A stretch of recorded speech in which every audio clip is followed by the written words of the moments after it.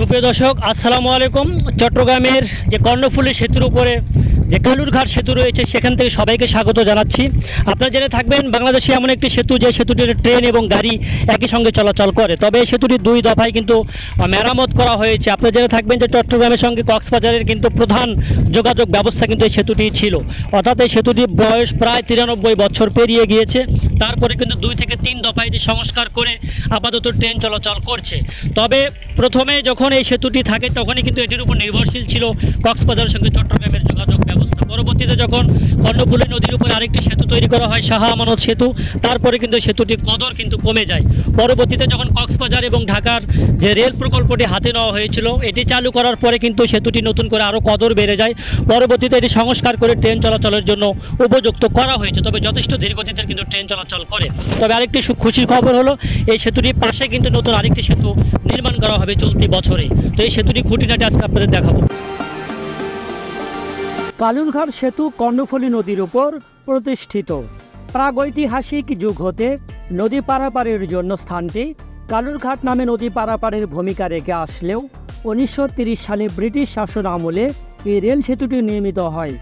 স্থানীয়ভাবে কালুরঘাট সেতুটি কালুরঘাটের পোল নামে বহুল পরিচিত। সেতুটির বয়স বর্তমানে 93 বছরেরও বেশি। অনেক বছর আগে 2001 সালে এই সেতুটিকে ঝুঁকিপূর্ণ ঘোষণা করা হয়েছিল। 2011 সালেও বুয়েটের একদল গবেষক আরেকবার ঝুঁকিপূর্ণ ঘোষণা করেছিলেন। 1914 সালে প্রথম বিশ্বযুদ্ধে বার্মা ফ্রন্টের সৈন্য পরিচালনার করার জন্য কর্ণফুলী নদীতে সেতু নির্মাণের প্রয়োজনীয়তা দেখা যায়। ফলে 1930 সালে ব্রুনিক অ্যান্ড কোম্পানি সেতু বিল্ডার্স হাওড়া নামক একটি সেতু নির্মাণকারী প্রতিষ্ঠান সেতুটি নির্মাণ করে। মূলত ট্রেন চলাচলের জন্য 700 গজ লম্বা সেতুটি সে বছর 4 জুন উদ্বোধন করা হয়। পরে দ্বিতীয় বিশ্বযুদ্ধে পুনরায় বার্মা ফ্রন্টের যুদ্ধে মোটরযান চলাচলের জন্য ডেক বসানো হয়। দেশ বিভাগের পর ডেক তুলে ফেলা হয়। পরে 1958 সালে সব রকম যানবাহন চলাচল যোগ্য করে সেতুটির বর্তমান রূপ দেওয়া হয়। এদিকে উক্ত সেতুটি নতুন করে সংস্কারের জন্য অর্থ সংকটের দোহাই দিয়ে বারবার পিছিয়ে যাচ্ছে কালুরঘাট সেতুর সংস্কার কাজ। 3 মাসের মধ্যে সংস্কার কাজ শেষ করার কথা থাকলেও 9 মাসেও শেষ করতে পারেনি ঠিকাদার প্রতিষ্ঠান। এদিকে ফেরিতে প্রতিদিনই ঘটছে দুর্ঘটনা। আতঙ্কে যাতায়াত করছেন এই এলাকার লাখো মানুষ। 2023 সালের আগস্টে কালুরঘাট সেতুর সংস্কারের কাজ শুরু হয়। এর আগে 18 জন বুয়েটের পরামর্শ অনুযায়ী সেতুটি মেরামতের জন্য রেলওয়ের সঙ্গে ম্যাক্স ইনফ্রাস্ট্রাকচার লিমিটেডের সঙ্গে চুক্তি স্বাক্ষর হয়। প্রথম দফায় গত বছরের 31 অক্টোবরের মধ্যে সেতুর সংস্কারের কাজ শেষ করার কথা ছিল, কিন্তু নির্দিষ্ট সময়ে সংস্কারের কাজ শেষ করতে পারেনি সংশ্লিষ্ট ঠিকাদারি প্রতিষ্ঠান। এ পর্যন্ত বেশ কয়েক দফায় সেতুটির সংস্কারের কাজ শেষে মেয়াদ বাড়ানো হয়। এই সেতুটি সংস্কার করে কক্সবাজার রুটে ট্রেন চলাচলের পাশাপাশি বোয়ালখালী সহ দক্ষিণ চট্টগ্রাম যানবাহন চলাচল উপযোগী করে তোলার লক্ষ্যে ম্যাক্স ইনফ্রাস্ট্রাকচার লিমিটেডের সাথে 43 কোটি টাকার সংস্কারের চুক্তি হয় রেলওয়ের।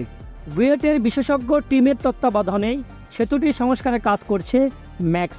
প্রথমবারের মতো এবার সেতুর উভয় পাশে মানুষ পায়ে হেঁটে পারাপারের জন্য ওয়াকওয়ে নির্মাণ করা হয়েছে। অপরদিকে সেতুর উভয় পাশে প্রথমবারের মতো নির্মিত ওয়াকওয়ে পথচারীদের জন্য খুলে দেওয়া হয়েছে। কুরবানির ঈদ থেকে উভয় পারের মানুষ ওয়াকওয়ে দিয়ে চলাচল করতে পারছে। তবে সেতু দিয়ে গাড়ি চলাচল শুরু হবে আগামী জুলাই থেকে। আপনারা দেখতে পাচ্ছেন, এটি ব্রিটিশ আমল দিয়ে তৈরি করা যে ব্রিজটি এখনও দাঁড়িয়ে রয়েছে। শুধু এই কালুরঘাট সেতু নয়, পাশাপাশি হার্ডিঞ্জ ব্রিজও কিন্তু রয়েছে। অর্থাৎ আমাদের সময় যদি এখন তৈরি করা হতো, 93 বছর তো দূরের কথা, তার আগেও কয়েক দফায় হয়তোবা নতুন করে আরও সেতু নির্মাণ করতে হতো। শুধুমাত্র দুর্নীতি আর অবকাঠামোর যে বৈষম্য সেটির কারণে। দর্শক, আমরা দেখতে পাচ্ছি এই কর্ণফুলী নদীতেও পানি বেড়ে গিয়েছে। আমরা সামনের অংশে দেখতে পাচ্ছি, এখান থেকে বেশ কিছু দূর সামনে এগোলেই দেখা মিলবে পতেঙ্গা সমুদ্র সৈকত। অর্থাৎ এই কর্ণফুলী নদীটি কিন্তু এই বঙ্গোপসাগরের সঙ্গে কিন্তু মিশেছে, এমনটি আমরা দেখতে পাচ্ছি। দর্শক, এই সেতুটি দিয়ে কক্সবাজারে বর্তমানে পর্যটক এক্সপ্রেস এবং কক্সবাজার এক্সপ্রেসওয়ে দুটি কিন্তু আন্তনগর ট্রেন চলাচল করছে। তবে সেটি কিন্তু যথেষ্ট ধীর গতিতে, অনেকটাই ঝুঁকি নিয়ে। তবে নতুন করে আরেকটি সেতু নির্মাণের দাবি জানিয়েছেন এলাকাবাসী এবং সরকারও কিন্তু উদ্যোগ নিয়েছে এই সেতুটির পাশেই কিন্তু আরেকটি নতুন সেতু নির্মাণে, যেটি চলতি বছরেই কাজটি শুরু হতে পারে এমনটি আভাস আমরা পেয়েছি। তবে কাজ শুরু হলে অবশ্যই আপনাদের আপডেট আপনাদের মাঝে শেয়ার করবো। আমরা দেখতে পাচ্ছি এখানে একটি যে ফেরি পারাপারের জন্য যে ঘাট রয়েছে, এই ফেরি পারাপার হতে কিন্তু অনেকেই দুর্ঘটনার শিকার হয়েছেন। নূপুর নামে একটি শিক্ষার্থী কিন্তু কয়েকদিন আগে জীবন দিয়েছেন এই সেতু অর্থাৎ এই ফেরি পারাপার হতে গিয়ে। এছাড়াও কিন্তু অনেকেই পঙ্গু হয়েছেন, অনেকে শখের বাহন অর্থাৎ বাইক কিন্তু হারিয়েছেন, অর্থাৎ নদীর তলদেশে হারিয়ে গিয়েছে উঠতে গিয়ে। অনেকেই দুর্ঘটনার শিকার হয়েছেন এই ফেরি পারাপার হতে গিয়ে। তো আমরা দেখতে পাচ্ছি যে সেতুটি রয়েছে, সেতুটির পিলার কিন্তু সবগুলি কিন্তু যে স্টিলের, বলাই চলে যে কতটাই ঝুঁকিপূর্ণ, কারণ স্টিল কিন্তু আস্তে আস্তে ক্ষয়ে যায় পানির কারণে, যেহেতু এই সাগরের সঙ্গে মিশেছে নদীটি, এই নদীর পানিও কিন্তু অনেকটা লবণাক্ত। তো দর্শক আমরা দেখতে পাচ্ছি একেবারে এইদিকে কার্পেটিং শেষ করা হয়েছে, কার্পেটিং শেষ করে সামনের দিকে এগিয়ে যাচ্ছে, অর্থাৎ কিছুদিনের মধ্যে অর্থাৎ আগামী 1 মাসের মধ্যে এই পথ দিয়ে কিন্তু যানবাহন চলাচল করবে সকল শ্রেণীর। আরেকটি কথা আপনাদের বলে রাখি, এই নদীর পাশে কিন্তু কালুরঘাট বেতার কেন্দ্র যারা 90 এবং 80-র দশকে রয়েছেন তারাই কেবল বলতে পারবেন। রেডিওতে কিন্তু এখান থেকে কিন্তু আমরা সম্প্রচারিত যে অনুষ্ঠানগুলো আমরা কিন্তু শুনতে পেতাম। এই কালুরঘাট কিন্তু ঘিরে অনেকটাই মানুষের কৌতূহল রয়েছে, অনেকেই ইতিহাস ঐতিহ্য কিন্তু জড়িয়ে আছে এই কালুরঘাট সেতুতে এবং কালুরঘাট এলাকায়। আমরা দেখতে পাচ্ছি এই কালুরঘাট সেতুর যে ফেরি পারাপারের যে পথ রাখা হয়েছে, এখানে অসংখ্য যানবাহন, অর্থাৎ আমি ভিডিও ধারণ করেছি গত 2 দিন আগে, অর্থাৎ ঈদের ছুটি চলছিল, যার ফলে যানবাহনের প্রেশারও কিন্তু অনেকটাই বেড়ে গিয়েছে। এবং যখন বৌরি আবহাওয়া থাকে, ঝড় বৃষ্টি থাকে, তখন অনেকটাই ঝুঁকি নিয়ে কিন্তু এই ফেরি পারাপার হয়ে থাকেন। এছাড়াও কিন্তু কয়েকটি ফেরি কিন্তু বিকল হয়েছে, ফেরির সংখ্যাও কিন্তু কমে গিয়েছে। বলাই চলে যে দুর্ভোগ আর দুর্দশার শেষ নাই এই বোয়ালখালীবাসীর। বিশেষ করে কক্সবাজার ট্রেন চালুর পর থেকে এই সেতুটির কদর কিন্তু বেড়ে যায় কয়েক গুণ। এবং আমরা দেখতে পাচ্ছি নদীতে কিন্তু স্রোত বেড়ে গিয়েছে, পানিও কিন্তু বাড়ছে, যেহেতু বর্ষাকাল আসছে। কিছুদিন আগে যে ঘূর্ণিঝড় আমরা দেখেছি, কয়েকদিন আগে যে ঘূর্ণিঝড় গিয়েছিল, তারপর থেকে কিন্তু মানুষের মনে একটি আতঙ্ক ছিল এই এলাকা যারা বসবাস করেন উপকূল এলাকায়, যেহেতু সামনেই হলো যে পতেঙ্গা সমুদ্র সৈকত। বলাই চলে এখানকার যারা বসবাস করে থাকেন অনেকটাই সময় কিন্তু ঝুঁকিপূর্ণ, অর্থাৎ ঝুঁকি নিয়ে কিন্তু বসবাস করে থাকেন। এই যে সামনে যে কেন্দ্রটি আমরা দেখতে পাচ্ছি, ওইটি হলো কালুরঘাট বেতার কেন্দ্র, যেটির টাওয়ার কিন্তু এখনও রয়ে গিয়েছে।